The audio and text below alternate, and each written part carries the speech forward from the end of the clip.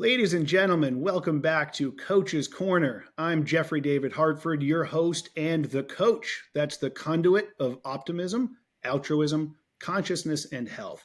And today I have for you a special guest. I have my naturopath, Dr. Jenna Henderson. Jenna, thank you so much for joining us. Welcome. Thank you for having me. Oh, absolutely. Truly my pleasure. So I've talked quite a bit recently about my diagnosis of my kidney tumor and my approach, this sense that I truly trust in my body's innate ability to heal itself and that I'm doing a lot of the things that I know I need to do already for that. But, in personal conversations, I've spoken to some people about you, but I didn't bring it up just yet in any of these conversations because here we go. I want to get into it and we'll chat about your story and how I discovered you and what you've done for me. So I know you are indeed a kidney patient yourself. We've spoken about you going through your dialysis and your treatments, but I know the original diagnosis, if I remember correctly, was back in 93. Is that correct? Yes. And back then, I know you were looking around for finding some ways to take care of it. Maybe, our traditional approaches that we had at the time and seeing if that would work for you, but seeking other information that just didn't seem to be there. And like many of us that I would label questioners, you felt called to go find more answers. And you said, this doesn't seem to be working for me. So with that as kind of laying the foundation, I'll throw to you and have you tell myself and the listeners how that all went for you. Okay. Well, I was 22 at the time. I had no medical training, and I was diagnosed with something called FSGS, which is a autoimmune condition of the kidneys. It's similar to the kidneys as multiple sclerosis would be to the spinal cord. Okay. Causes this progressive breakdown of tissue. And so it didn't seem like a good idea to trust to alternative medicine. Most alternative practitioners had never even heard of FSGS. So, I felt like I need to go with mainstream medicine on this one. Didn't get very far with my local nephrologist. So went to the big name hospital in New York. Said, if anybody's going to fix it, they're going to be the ones. Sure. And it didn't work out like I had planned. So, they told me, dialysis is pretty much inevitable. So at this point, I have nothing to lose. So why not try something natural? So I was able to slow the progression of it and delay going to dialysis. I wasn't able to stop it altogether, but I worked with a doctor of traditional Oriental medicine. He did a Japanese style of herbs and acupuncture, and he was very helpful for me. So he opened up a lot of new ideas, whole new world to me. And so when I did go on dialysis, it was a much better experience than it could have been. So, we were able to ease that transition. And then while I was on dialysis, I started taking things for energy. Life is hard on dialysis. Taking coenzyme Q10 and some other things. And, I'm not telling my nephrologist about it. One day I said, okay, I'm just going to spill the beans. And I just told him, taking coenzyme Q10. And I thought he was going to be mad at me. And he said, yeah, that's good. Yeah, keep that up. That's good. That's a good thing.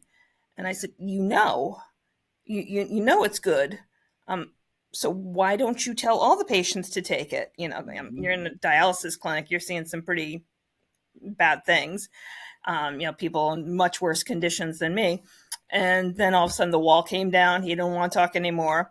Now I understand the pressures on nephrologists and mainstream doctors. If they deviate from the standard protocols, the medical associations come down on them like a ton of bricks.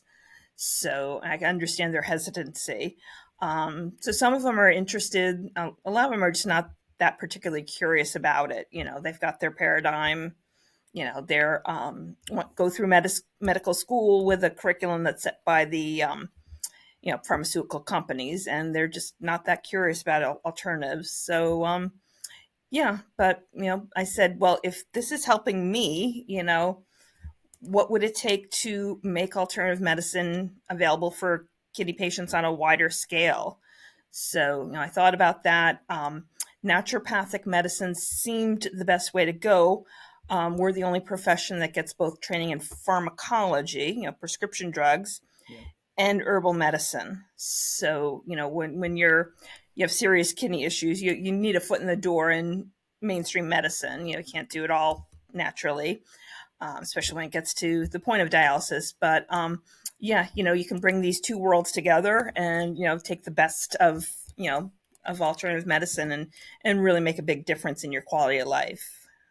Absolutely. Yeah. And Mhm. it's really interesting to think. I mean, still to this day, so that was back in 93, and yet still to this day, so much of that still exists that, I Mhm. try to be as open minded and compassionate, truthfully, as I Mhm. can towards doctors, because I do understand the time, the money, the effort it takes to become a doctor. And as you just alluded to, if they step outside a line of what they've been trained to do, the establishment's coming down on them. But Yeah. boy, something needs to change. I'm truly eternally grateful for people such as yourself who have found this other path and are sharing it for people such as Mhm. myself who are seeking it. I Mhm. knew in the moment I got my diagnosis, I didn't want to go standard of care treatment. And that's not to say that's not appropriate for some people, but I just knew for me, my intuitive sense, my calling was to give my body everything it needed to take care of itself. And Mhm. I do see a great movement in that direction, be it from regenerative medicine, if we want to use that term, or naturopath or functional medicine, whatever it may be. There is this movement towards that, but boy, I hope it continues to go quite a bit stronger. And Yeah. I am curious, at that time when you knew that dialysis was imminent and this process was happening, what was it, if you can recall, what was it you were feeling at that time, when you got to that point that you were driven to seek more of the alternative side and then seek more of the education yourself? Do you recall the sense that you were feeling? Yeah, definitely a sense of urgency trying to, keep off dialysis. And even once I was there, hoping that some miracle will happen and the kidneys would regenerate. But, now I understand, when the kidneys break down and form scar tissue, that scar tissue doesn't regenerate. Hmm. And that may change with stem cell research, but the body turns off that cell division and new cells forming. So our kidneys are always about the size of our fist. Hmm. And as we grow in childhood, our kidneys grow with us. There's active cell division, new kidney cells forming. Children can often outgrow their kidney troubles. Hmm. Once you're full grown, that slows way, way down. And there's a little remodeling of the kidneys, but not a lot of new kidney cells forming. Okay. So the kidney's capacity to regenerate is limited. And the body does that for a reason, because when you have cell division beyond the normal physiological constraints, Hmm. that's cancer by definition. Sure. So the body, once you're full grown, your body's going to turn off those new kidney cells forming. Hmm. So, yeah. Yeah, absolutely. So now Mhm. you go through the dialysis, you start that process, you do your CoQ10. Where are we at that point? So you're branching out a little bit, you're finding some things, and where's our next step there? Yeah. So, I thought about naturopathic medicine as a career. Everybody told me I was out of my mind as a dialysis patient trying to take on 4 years of medical school. Um, in the naturopathic world, there was some feeling that, yeah, somebody on dialysis maybe doesn't belong here. Some people are very purists, and, Hmm. well, if you're using mainstream medicine, that, they kind of look down at you a bit. Hmm. Other people told me you can't do a practice that's all kidneys, you're going to starve to death. So, yeah, friends and family talked to me and said, maybe you should have a little more realistic goal. Uh, but, when you have a sense that, okay, I want to learn something and I want to share it, and, you feel that passion, you're just going to do it. So, Absolutely. yeah, when I was in medical school, my second semester, I got a kidney transplant. Hmm. And I did my doctoral thesis on botanical medicine and organ transplants, which is interesting. Most herbal medicines don't mix well with anti-rejection drugs, but anti-rejection drugs, most of them, a lot of them start out as from mushrooms, medicinal Okay. mushrooms, And there are a few herbs that can help a transplant, but you got to be really careful with it. So I wrote this thesis, outlining which herbs are bad, which ones are good. Because most doctors, when they don't know, they just say don't take anything. Yeah. Yeah. That's remarkable. Is that something that you have available online that we can find? No, but I talk to transplant patients one on one, which Sure. is what I like to do because I like to, tailor made each protocol for the person, Yeah. find out, what medicines they're on, especially with advanced kidney disease, people post kidney failure, you want to tread very carefully. Sure. Yeah, that makes total So, sense. yeah, but green tea is great. They actually did a study in an animal model. Oh, good. Yeah, so they gave all the lab animals transplants. Half of them got anti-rejection drug in water. Half of them got anti-rejection drug in green tea. And the green tea group kept their transplants 30% longer than the water group. Wow.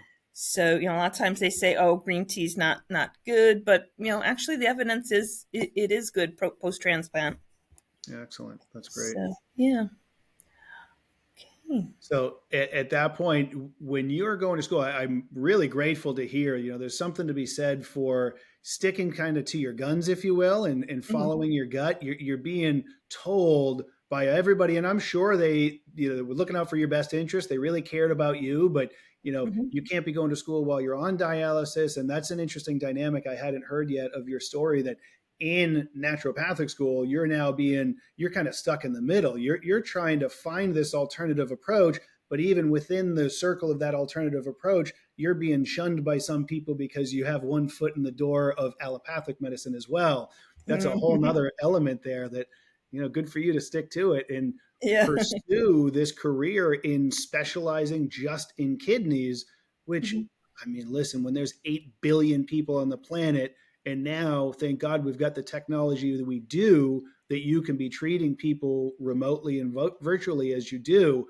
There's an awful lot of people that need this help and need this guidance. So that's wonderful that you stuck to it, and here you are. So I didn't mention at the beginning. Now that we're talking about that, Holistic Kidney is the name of your business, right? Yes. Mhm. Yeah, that's fantastic. Yeah. And I mhm. Good. Since I've been in practice, telemedicine has become much more socially acceptable.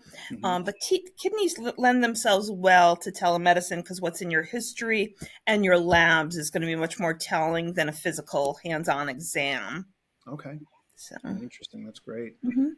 Now, so your naturopathic degree, that was a 4-year program you sent? Yes. Mhm. Okay. And how quickly did you get to start the practice right after finishing? Well, I worked in another naturopath's office for a few years, as as general practice. Actually, an emphasis on weight loss, Hmm. and it was great to have that mentorship going straight out. But pretty much right away, I started the telemedicine holistic kidney practice, and as that gradually grew, eventually I stopped working in the other office and just did kidneys full time. Wow, that's great. So. So, kind of telling some parallel stories here at the same time, but you've got your education side, you're starting the practice side, but all through this, you're dealing with your own health and your dialysis. And the dialysis at some point didn't end up cutting it, if I remember correctly, right? You ended up needing a transplant too. Did we touch upon that yet? Okay, well, after kidney failure, you need some form of renal replacement therapy, either Hmm. dialysis or transplant. Oh, So, unless you have a transplant at the ready, most people do dialysis for a while. So, I did dialysis for 4.5 years before I had my transplant. okay. I happen to be in a region in the country in DC where the wait times are pretty long. Hmm. And then transplants don't last forever. On average, they last 10 years. A lot of people think it's the end of the story. You get a transplant, you're good. Yeah. But I was 32 at the time, so I knew I would probably outlive the kidney and return to dialysis, which is what happened. Interesting. Yeah. Now, in your time, and especially with your approach now being a little more of an alternative approach versus the traditional treatment back in the day, have we figured out some things to make a transplant last a little bit longer at least, or is that 10 years is pretty set? Um, yeah, well, it depends on the person and a lot of different factors. Immune factors that can make chronic rejection an issue. Sure. Recurrence of the original disease is a big problem, especially if you have a systemic issue like diabetes or lupus. Hmm. That disease is still there after the transplant. And so, you need to be careful. It's going to probably affect the new kidney as well. Sure. So, Well, for the listener, let's get into a healthy kidney. What is a healthy kidney mhm. doing for us? What is its function? And what are some things that we want to be mindful of to give it as much health as we can? Okay. Well, the kidneys have many functions, maintaining our water balance, electrolyte balance, getting rid of wastes. Hmm. It also regulates blood pressure. It helps us make new red blood cells. So, when they say kidney function, that term only refers to the kidney's ability to filter waste, which Okay. is what they're measuring with creatinine. So, this is a waste product that the kidneys get rid of. And creatinine comes from our muscle tissue. Hmm. So, someone who's extremely fit might actually have a high creatinine and their kidneys are fine. They just happen to have more muscle mass. That's pretty rare. That's like Olympic grade athletes. Hmm. Um, but yeah, just something to bear in mind if you have somebody who does bodybuilding. Yeah. There's another measure called cystatin C, which Hmm. doesn't rely on muscle mass. So if you have someone who's either very muscular or someone older who's quite frail and low in muscle mass, this is a good cross check for creatinine. Okay. So creatinine will tend to run a little bit higher in men than women because they have more muscle mass. Hmm. So Now, is this something that a primary care physician would monitor just as a normal standard of care, an annual physical, for example? Yes, if you get a metabolic panel, which is Mhm. usually the standard blood test they run, it will include creatinine, Okay. that waste product. It'll also look at something called EGFR, Mhm. estimated glomerular filtration rate. And people generally take this to be what out of 100% the kidneys are functioning at. So Okay. they put some values in a mathematical formula and come to that number. That's great. So there Mhm. is an element, whether it is what the primaries are looking for or not, there is an element of monitoring some things. When you feel healthy, you feel fit, but you can keep an eye on some numbers to just stay ahead of it in case something's going wrong. Yeah, if you have diabetes, definitely you want to be on top of your kidneys Hmm. and kidney health. Also, the second most common reason people have kidney trouble is hypertension. Okay. So good to, keep an eye on your blood pressure from time to time Sure. and look for trends when it comes to blood pressure. Don't rely on a single reading. With emotional stress, our blood pressure will always go up. So always keep that in mind. Sometimes I learned very quickly in practice, people would come in from traffic and they were agitated. Give them 10-15 minutes to cool down and then take their blood pressure because if you take in that moment, you'll get some crazy off the wall number. Yeah. So, yeah. Absolutely. It's those types of things that make me think, the approach that I try to recommend people do. And if I'm working with somebody in a coaching capacity, it's overall health and wellness. It's doing things that we know will have that hormetic response of your body will respond well to it. It might be a challenging thing at the time, Mhm. be it exercise, be it sauna use, be it, cold plunges, things that we know there is a stressor element to it, but then Mhm. the response to that stress, the adaptation is that the body actually becomes more fit, if you will. It becomes more capable of handling these things. So to your point with stress playing a role in all these things, and be it diabetes or hypertension, if we can normalize a daily lifestyle that is geared towards giving the body the stimulus it needs to the adaptation becoming from that healing and being optimal, that's what I'm striving for every day Mhm. myself, and I try Yeah. to encourage people. And sleep is so important for the kidneys. Sleep is the body's reset button on so many levels. And, the repair that goes on in the body takes place when we're sleeping pretty much. That was something that really was interesting to me when I first worked with this doctor of traditional Oriental medicine who did a Japanese style of herbs and acupuncture. And I told him my kidney trouble, and he said, "You've had insomnia since early childhood, haven't you?" I Wow. never mentioned anything about sleep, so I was just like really amazed that he knew that already about me. But yeah, the more I study, looking at the link between the sleep hormone melatonin and the kidneys, we actually have melatonin receptors on our kidneys, Hmm. and it can be very helpful of a whole range of kidney ailments. So yeah, so definitely adequate sleep is so important for you know for health in general, but for the kidneys in particular. Absolutely. Yeah, that's fantastic. And especially this time of year, you see my glasses here, these yellow lenses. These are a blue light blocking glasses that blocks about 50% of the blue light. And then after Hmm. sunset, I wear the amber lens that blocks 100% because, with that in mind, the role melatonin plays, we know that that's necessary to get us to fall asleep and stay asleep. And getting our body set to that circadian rhythm is so Hmm. vital. So this time of year, especially, and with everything going on with my diagnosis that fuels Hmm. this, I've literally been to bed as early as 7:30 many nights, and I'm trying to get somewhere in that 8, 9, even as many as 10 hours of sleep when I can, Hmm. especially this time of year. I think once the spring and summer hits, we'll see how that goes, and I'll certainly be staying up later because the sun is out later. But that's such a great point that the role melatonin plays and just really maximizing that sleep. Hmm. Yeah, Absolutely. definitely.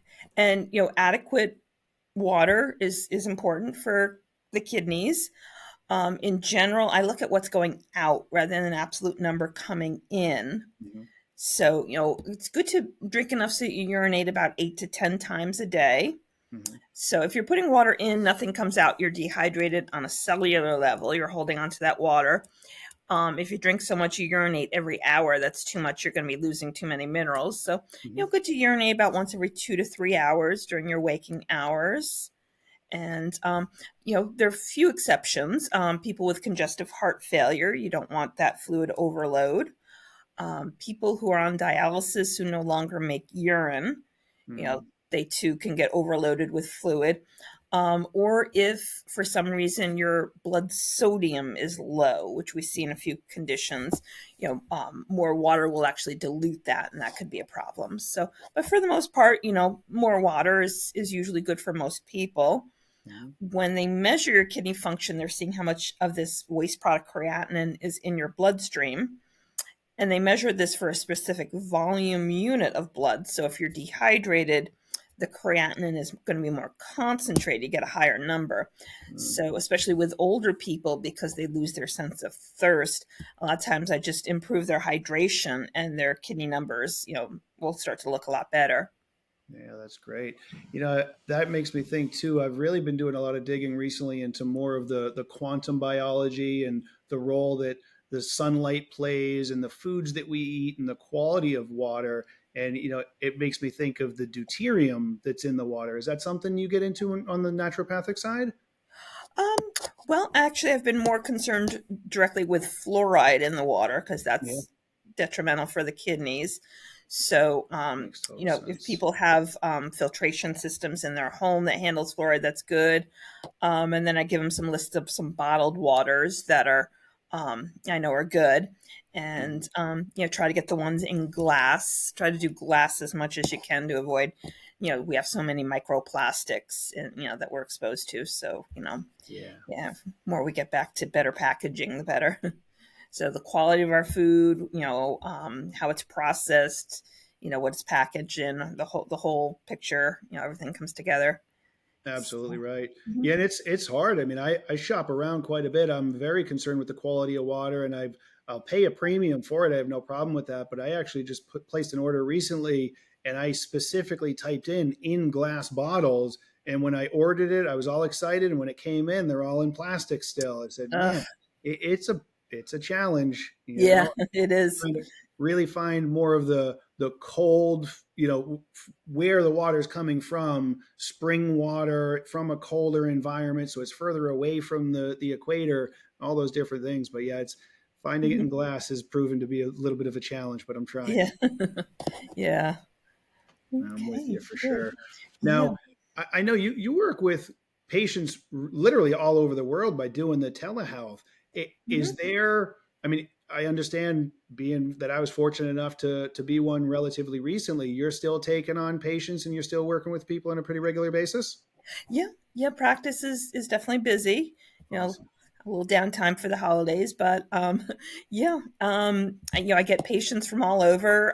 Sometimes I have a family member helping with the translation, to Mhm. English. But yeah, definitely, the people all over the world, all kinds of different kidney issues. So Yeah, that's great. And that's interesting too. I say it's great that you're busy. I like knowing that you're able to help that many people. It's obviously not so much great to think about it from the perspective of that many people are having that many problems with their kidneys. yeah. But, and I guess that kind of leads me to the next point. We kind of touched upon some of this already, but from more of a preventative measure, Hmm. can we also think, I touched upon some of the hormetic responses, what's the role exercise plays, or as I touched upon a couple of those things there, sauna and cold plunge, are those types of things that you incorporate in terms of early stage in helping people and or helping them prevent? Okay. Well, yeah, getting a good diet would be the foundation. Mhm. And for the most part, we want to eat like our ancestors ate, eat what your grandparents ate, their grandparents ate. If it came out of a factory, it's garbage. So usually good rule. If there's a commercial, don't eat it. Yeah. So, and try to get whole foods for the most part. Simple ingredients. Fast foods are all loaded with phosphate-based preservatives. So Hmm. same foods from your own kitchen or a restaurant that cooks from scratch is going to be a lot better. Yeah. Yeah, Yeah. and mhm. That's Yeah, of, fantastic. I was going to say that, cooking at home has become something that we almost exclusively do. Periodically, we may go out as a family to dinner or something, but I couldn't tell you, and this is far beyond just my diagnosis, but I couldn't tell you the last time I had fast food and mhm, cooking from home and buying from local farms and supporting that local agriculture and the local there. We're really fortunate in my area that we've got 3 farms that I know of that do regenerative agriculture with their animals, their beef, mhm. their pork. It's really helpful to know that we're getting foods that are really grown the best way or raised the best way possible to provide the most nutrient dense food for our bodies. Yes, definitely, and good to avoid seed oils. Hmm. So, omega-6 fatty acids are very high in seed oils. Our ancestors used lard, beef tallow, and butter for everything. And then, around the 1970s, we were told these things are bad. And then as we've switched to seed oil, you look on so many foods, you'll see, canola or, soy oil. Our health has not improved. So, I think it's good to get back to that grass fed tallow and, the ways of our ancestors. So, too much omega-6 fatty acids in your diet, it tends to be very pro inflammatory. For sure. So, Yeah, yeah. I came across a stat a while back that just blew my mind that our ancestors had a 1-to-1 ratio of the omega 6s to the omega 3s. And here in Hmm. the States, we currently have an average of 20-to-1, with Hmm. some people testing as high as 60-to-1, which certainly got me curious. So I started to test, and I've gotten mine down to about 5.1-to-1, which Hmm. compared to the norm, I'm excited about that. But I want that goal of 1-to-1. So Yeah. we're working towards it. I like to try to optimize. So I'm with you Hmm. there. And anytime I see it in there, and I know it doesn't mean that we should have zero, but we do need to drop them down. And the half life of them in our system, I forget the actual number off the top of my head, but it's Hmm. years if I remember correctly. They stay in there for so long. Yeah, so most nuts and seeds are really high in omega 6s. Mm-hmm. So walnuts, macadamia nuts are pretty good for omega 3s, as are chia seeds and flax seeds. But other seeds and nuts, sesame seeds, sunflower seeds, Hmm. almonds, pistachios, good to be sparing with them in the diet. Good to know. Yeah. Yeah, that's great. And well, actually, talking about those makes me think about something that I came across, and I was pleasantly surprised to hear that you recommend them too, is the apricot kernels.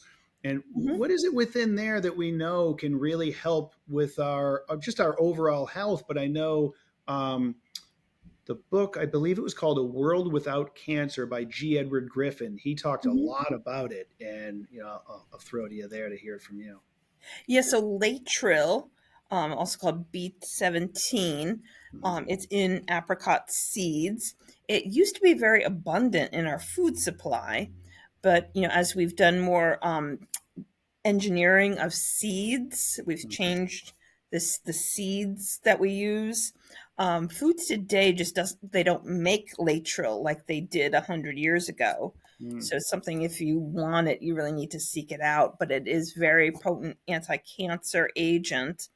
There was a feeling in the 70s that this was just going to revolutionize the cancer industry and make chemo obsolete. And then the doctors who purported this suddenly just kind of faded off the scene. Yep. So yeah, but Yep, that's the system that we're working with, and I guess I'll say working against, unfortunately. But mhm, it's encouraging to me to hear the number of stories of people who feel called intuitively to pursue a path outside of, if you will, mainstream, and the level of success they're having is incredible. I mean, the mhm, reason I like to share my story is I really hope it motivates people to make these changes that we're alluding to from a mhm, preventative measure so that they don't wait until they're diagnosed and have to react to it and then make some changes. The yeah. more we can do to take care of ourselves, the more we can eliminate or at least minimize the toxins that we're exposed to in our foods, environmental toxins we have to become just at least aware of and know intellectually what to look out for and how to work through those. Yeah, so you mentioned sauna and cold plunges.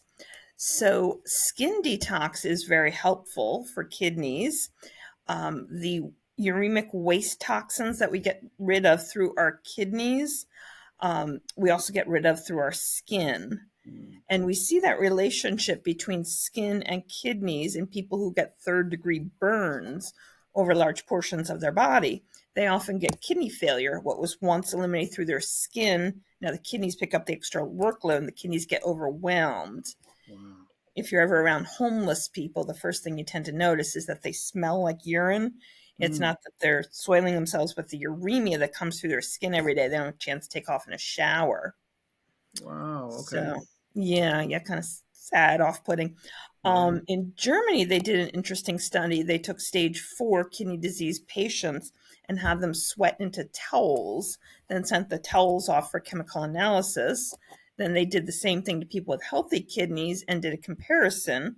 And what they found was the kidney patients had more uremic waste in their sweat. So the skin was actively trying to bridge the gap for the weakness in the kidneys. Hmm. And the more often they did these sweating sessions, the more that was eliminated per session. So they describe it as the skin is trainable. There's an increasing return the more you push it to be a detox organ. So saunas can be good for some people, especially if they're young, relatively energetic. You want to watch out for dehydration, but it can be good, especially infrared sauna. When I have people who have unsteady blood pressure, I'm hesitant because that really hot temperature causes the blood vessels to expand all at once and can cause a very sudden drop in blood pressure. Because as kidney patients, we don't often regulate our blood pressure as well as regular people. So, if they have advanced kidney disease, I'm a little cautious there. If they've already been doing sauna, I tell them, okay, just always have another person there and get out at the first sign of lightheadedness. Yeah. But in working with a doctor of traditional Oriental medicine who did a Japanese style, he turned me on to detox baths, which are a lot more gentle. Mm-hmm. So Epsom salt, apple cider vinegar. Some people do baking soda as well. You wouldn't want to do that with vinegar. Mm. um, But yeah, that can be really good to create a draw to help pull uremic waste through your skin, and you're not going to get this sudden drop in blood pressure, which Oh, that's a is fantastic recommendation. I am a big fan of sauna myself, but I've been doing those Epsom salt baths pretty regularly as well. And Mhm. there is a similar sense. You don't realize it as much when you're in the water, but if it's warm enough, that can Mhm. absolutely generate a good sweat, and you can feel you get out afterwards, you're still toweling off after you toweled just the water off because you're still getting that waste product out. Yeah, I recently had a patient contact me. He had a consult with me in 2020, Mhm. and he was on the verge of dialysis. Gave him a protocol, didn't hear from him, and then I heard from him, and he said, "Yeah, I'm going on dialysis. To be honest with you, I didn't do the herbs that you recommended, but I did do infrared sauna every day, and that was enough to keep dialysis at bay for 4 years." So Whoa, yeah. that's fantastic. Yeah. So yeah, so that can be a really, important part of the protocol. Usually when people come back to me for a second visit, we didn't get the results we were hoping for. I'm like, did you do the baths? Oh, I was going to get around to it. Yeah. So that seems to be a really important piece. Yes. So, yeah. Yes, that brings up an important point. I wonder if you incorporate any of this or if this could possibly serve you. I've studied a lot of Dr. Bruce Lipton's work, and he talks a lot about the subconscious programming. And this is something Hmm. that I've experienced in my life. I've implemented a lot of this. And my general attitude, the way I share this story and the reason I share it is not to pat myself on the back, but to say that as I learned this information, that from the third trimester of pregnancy until 7 years old, we're essentially a brand new computer with no programs installed in it. And the programs that get installed into our subconscious are from that of our parents, our aunts and uncles, all the people that we're surrounded by. And we start to pick up their habits. And over time, what we recognize is the majority of those, especially because they didn't realize that they were doing that to us and for us, those programs that get installed are essentially 60% of them, I believe it is, are negative. So we have that negative self talk. We tell ourselves, oh, I can't do X, Y, and Z. But what I've done since I came across that information from Dr. Lipton is there's several different ways that we can make those changes. And I've changed things in myself just by simply doing the work for 45 consecutive days to habituate it, and all of a sudden you see yourself become a different person. You see yourself in a stressed situation when you will Hmm. revert to your subconscious, to your default mode. You see yourself handle situations better and differently than you used to. So I feel like when it comes to making changes like this, trying to not just educate somebody on the benefits that come from it, but trying to get them to recognize that they've kind of got some bad habits and they need to break those habits and maybe replace them with some of these good habits, that could be a really effective way to get them to jump on board. Yeah, we all have these emotionally ingrained patterns, Mm-hmm. and that can really affect us on a physical level quite a bit. So, Absolutely. in traditional Chinese medicine, they relate each organ system to a particular emotion. So, fear and anxiety relate to kidneys. It'll put you in fight or flight mode, raises blood pressure and stress hormones. And for most people, the thought of being on dialysis one day is, one of the most fear-provoking thoughts you can have. But an emotion is not bad in itself. A little bit of fear helps us be vigilant in our health habits. Helps us to have that, just the right amount of fear, so that we're not careless. Mm-hmm. But fear, when it's too much, it really does get to be debilitating. For So sure. yeah, And and it's interesting. I feel, and I really feel that you're a part of this. I've said this several times recently on this podcast, but I feel we're witnessing the end of what I've labeled the disempowerment paradigm. mhm, This situation where people in positions of power and authority take from the people that they claim that they're helping, and that's how they get their power by making somebody afraid, making somebody angry, whatever it may be, those low vibrational frequencies. And we're really seeing this shift into empowering the individual, empowering mhm, the patient to give them this uplifting sense of self that I'm capable of this. And here are the tools mhm, necessary. Here's what you need to do. It isn't simply, oh, you're a lost cause, you need this pill, this injection, or this surgery, and that's the only thing that can help you. It's you have the power once you get the information and you understand what it is you need to do. Hmm. Yeah. And I understand sometimes doctors get patients who are in denial and they want to kind of give them this, you know, dose of reality Sure. to get them to, take things seriously. Yeah. But yeah, you're right. Sometimes it's just taken too far, and the people just feel like I have no other options. That's right. And that's a Mhm. great perspective you bring up too, is that, I came across something recently where they said people who have an overly optimistic view of things actually have the worst outcomes. And my Mhm. initial gut reaction to that was to kind of push back, but I was curious. So I Mhm. continued to listen and I was trying to figure out what kind of the punchline was.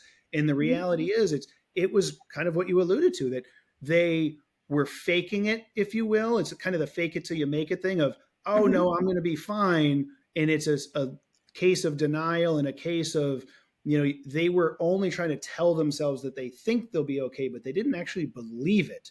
And that's the Mhm. real distinction that Dr. Joe Dispenza gets into, that we need what he calls heart and mind coherence. We have to think it and believe it. And then I like to add to that that our actions also have to match it. If you think something, you believe something, and your actions are matching it, that's where things get labeled, be it manifestation or spontaneous remission. We just get exponentially better because we begin to truly take care of ourselves and believe it. But yeah, you bring Mhm. up a great point that if it's a level of denial, then yeah, there's a maybe a little bit of a shake you awake type of thing. Hey, Yeah. pay attention, something's happening here. Yeah. Oh, that's great. So, yeah. So now, out of curiosity, for yourself, how has your health been? How is we're talking a lot about kidneys in general and your patients and so on. And as one, I'm really grateful for you. But just as somebody that cares about other people, I'd love to hear about your journey and how you're feeling and how your treatment goes. Well, I've been on dialysis now 21 years, counting the time before my transplant and after. Yeah. On average, most dialysis patients live about 8 years.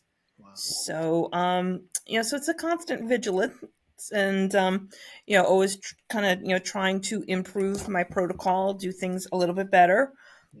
But definitely it's something I can't skip going to the gym. I know I got to get a good night's sleep. So yeah, other things that other people may be able to get away with, I definitely can't. So definitely being aware of what I'm eating, and how much water I'm drinking. So yeah, it can be done, and my life is pretty good. The I can travel on dialysis. A lot of people are worried about that. I've Hmm. actually been dialyzed in 17 states. Wow. So when I'm going to my nephew's wedding, so I'm going to be making plans for getting a transient patient at an Ann Arbor clinic in Michigan. Okay. But I've been to the Virgin Islands, had dialysis on St. Croix. So yeah, so it's workable. Only thing is foreign travel, because Medicare doesn't cover dialysis abroad. So I wanted to go to a convention in France and socialized medicine. How much could it be? But it was like $1,000 American for each treatment. So I'm like, yeah, that's probably not going to happen. Yeah. So yeah, add in jet lag and all these other things. I'm like, I think I'm going to do, telemedicine, call it in. So Absolutely. Yeah, yeah. that's where we pull upon a little risk benefit analysis, and I guess there are some sacrifices we do have to make, and Hmm. it's remarkable though to see where you're at and what you're doing, and Hmm. it's incredible. So yeah, and it's always a surprise. I always get all kinds of different patients coming through the door. They've got kidney issues, but they've got other things going on too. And Sure. so, I try to address the whole picture. So, which is good that I'm, trained as a generalist as well. That's a great point. As a kidney specialist, I didn't even think about that. That brings up a wonderful point. So, as you Hmm. alluded to, things like diabetes or hypertension and such, so you almost expect to have to deal with that. But if somebody's coming Hmm. in with a a list of different ailments, that's wonderful to hear. And Mm-hmm. do you have a, I guess I'll call it a network of people that you will call upon as well, if necessary, if somebody has something that comes up that you say, hey, this one, we can focus on these things over here, but this one, I Mm-hmm. want you to see this person. Yeah, I do get a lot of urology Mhm. issues, kidney health issues that are secondary to enlarged prostate. And so I do have a men's health specialist that I refer a lot of people to. And then, different people for different ailments. But yeah, mostly urology Okay. is the thing that comes up. Yeah, that makes a So, lot of sense. mhm. Well, this is incredible. And I know before we hit record, I brought this up and I will ask you about it and we'll let people Mhm. know about it. I know you're in the works on a book and I can't wait to get my hands on it. You said that it should be ready. I don't want to put added pressure Mhm. on you, but should be ready around the spring. I'm Can we get hoping. a glimpse into what that's about, or are we keeping that a secret for now?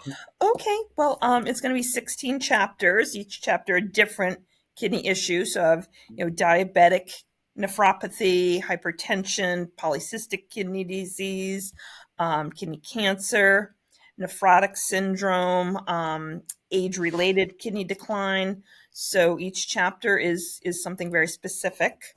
So Mhm. yeah, and just I like to have the research at hand, where I can always back up these claims. So yeah, so and For that's sure. one thing when people you go into a health food store and as a young person with kidney trouble, not knowing much about health, I'm like looking at all these herbs and I'm like something's got to be helpful. I don't know what, but something here's got to be good. And unfortunately, the vitamin supplement industry has this tendency to just, throw all things kidney in one pill. So you'll Mm. get kidney support formulas, and it'll be things for kidney stones, urinary tract infections, diabetic kidneys, hypertension. They just throw it all in, hope something sticks. So Yeah. you get things you don't really need, and then you don't get a high enough dose of the things you do need. So Mm. sorting all that out is really good. And like inflammatory conditions of the kidneys can be very different from each other. Mhm. So I try to give people things that are very specific to their situation. That's great. Yeah, that Yeah. makes so much sense. And you're right. There's an aspect of the supplement industry that I am grateful for. I know many people would rather do it through lifestyle interventions, eating a certain way, getting their supplements in, as opposed to going to a doctor and getting pharmaceuticals, which I can Mhm. appreciate. But you're absolutely right. If you're not aware of the companies and you're getting sold on they're putting all their money into their marketing and advertising as opposed to the quality of the product, and there's a Mhm. ton of fillers. Now you think you're taking something to help yourself out, and now you have to filter all the fillers as well, and that could be making Mhm. the situation that much worse. Yeah, there's a popular supplement that they advertise a lot on TV. Mhm. And I look on the label, it's got soy as one of the top ingredients. And they put soy in so many things. Soy is definitely not kidney friendly. Mm. A glass of soybean milk has 10 times the aluminum of a glass of cow's milk.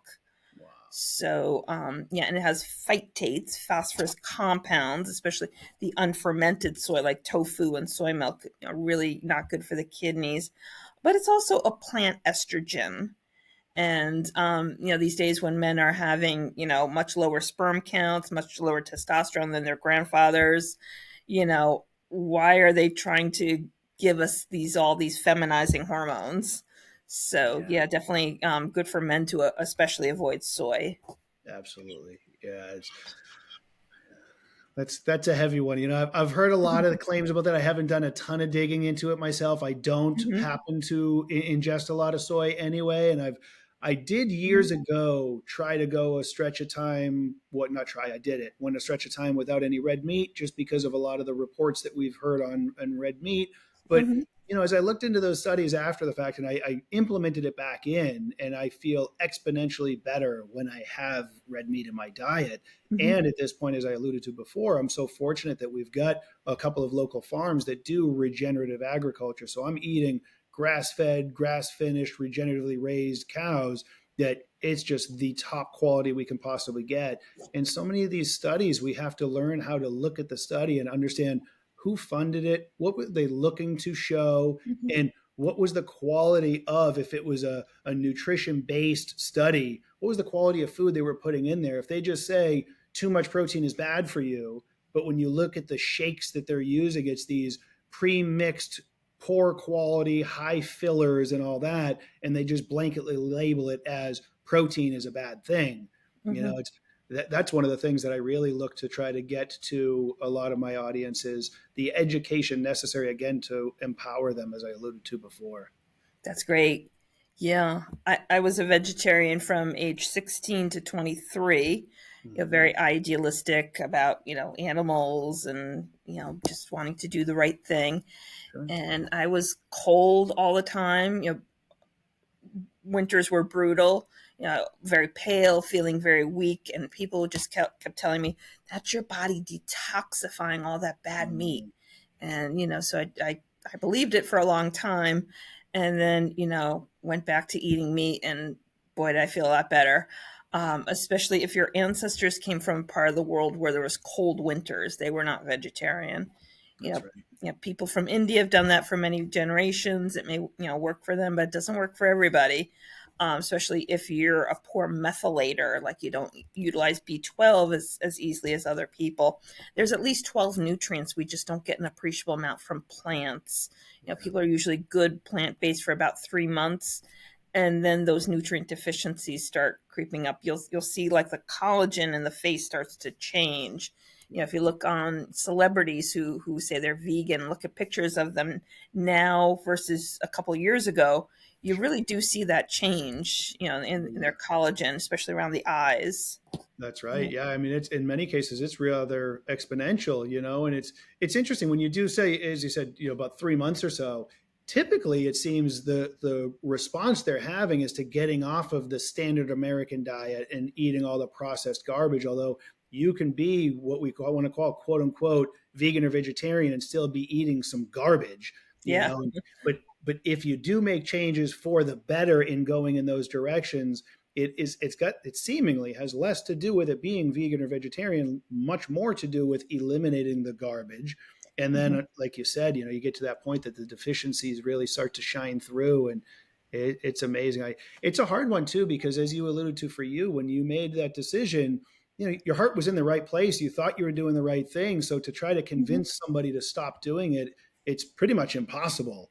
It's just a Yeah. matter of being there to support them and help them out when they've changed their mind or start to make a couple of changes, right?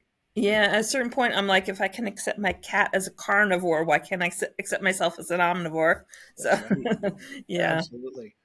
Yeah, and Yeah. just striving for optimal health. You touched upon Mhm. eating what our ancestors ate and thinking about the weather patterns of where they are from. That really gives more Mhm. credence to this premise of eating locally, eating seasonally, and Mhm. definitely taking into consideration what your ancestors ate and where they're from. And if they are from an area that did get cold and you're not there, that could be something, the whole cold plunge, starting to leverage those types of things and taking that into consideration. Yeah, for people with advanced kidney disease, I'm hesitant. In Chinese medicine, they say cold aggravates the kidneys. Sure. Okay. Yeah. Okay.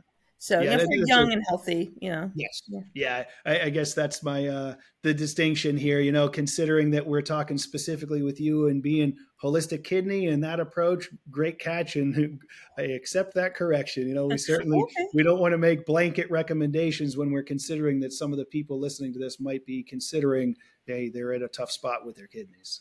Yeah, so what's good with early stage kidney disease or general maintenance, Yeah, is really different from advanced kidney disease. sure. So, Yeah, that makes yeah. sense. Yeah, so Wow. potassium is something you need to limit when you have advanced kidney disease. Okay. A lot of healthy foods are very high potassium. Early stage kidney disease, potassium is fine. It's great. You want those whole foods and vegetables. Mm-hmm. Yeah. Well, that's great to know.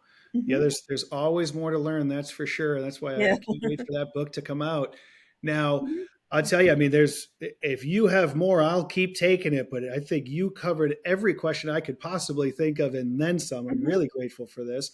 Okay. Um, Let me think. I did jot a couple of notes down, but if you have Mhm. something, I'm all ears. Okay, yes. Well, some good foods for anybody with Hmm. kidney concerns. Green tea is good pretty much at every stage with Yeah. kidney disease, as is hibiscus tea.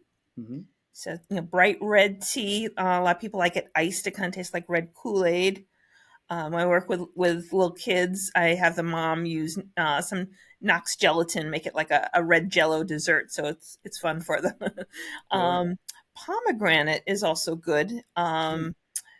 except if you have a kidney transplant, it doesn't work well with transplant medicines. But pretty much everybody else, it's good. It really helps protect the kidneys from damage.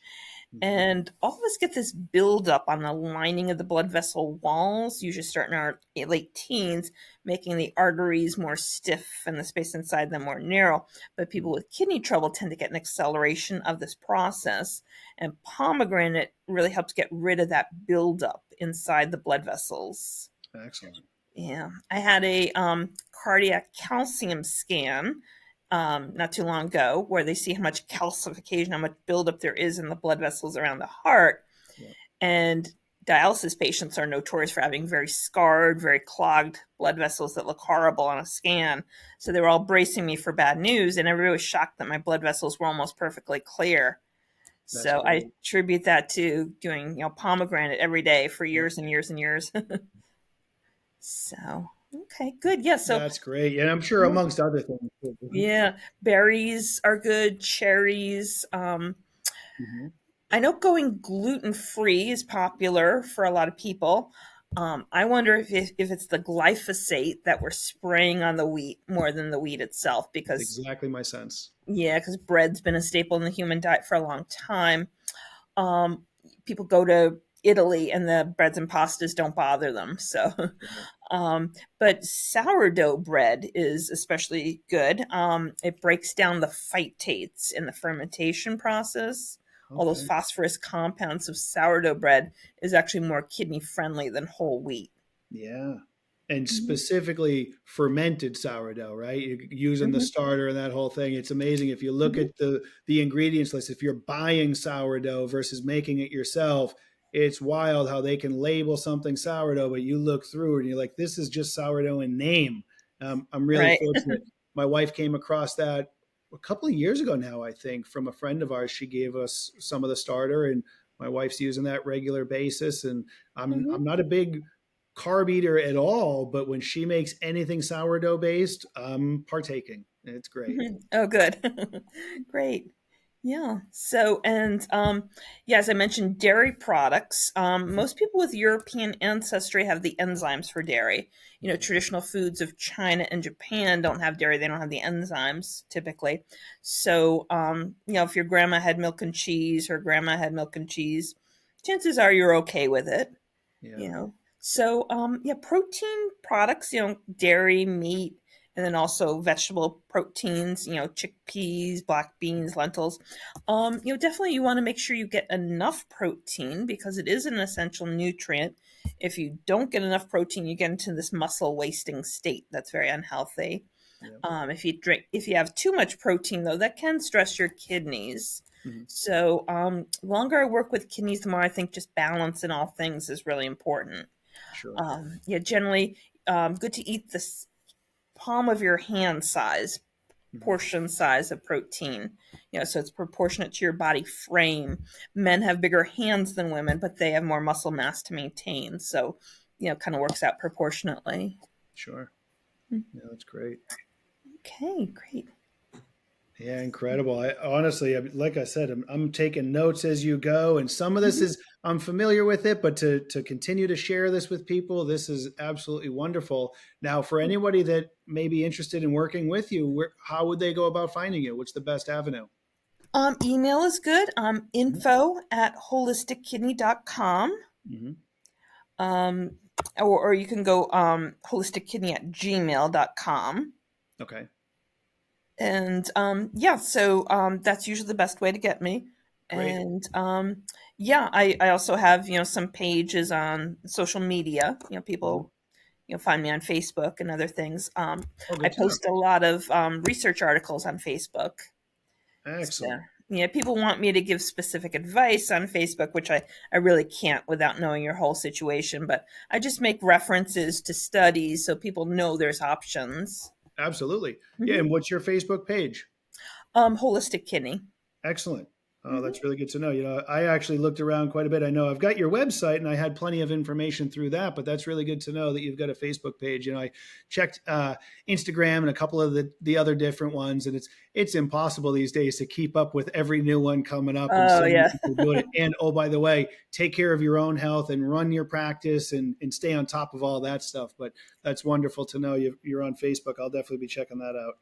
Yeah, well, a lot of my patients are tend to be a bit older, so Hmm. so Facebook is good. I don't always keep up with some of the newer newer ones. Fair So point.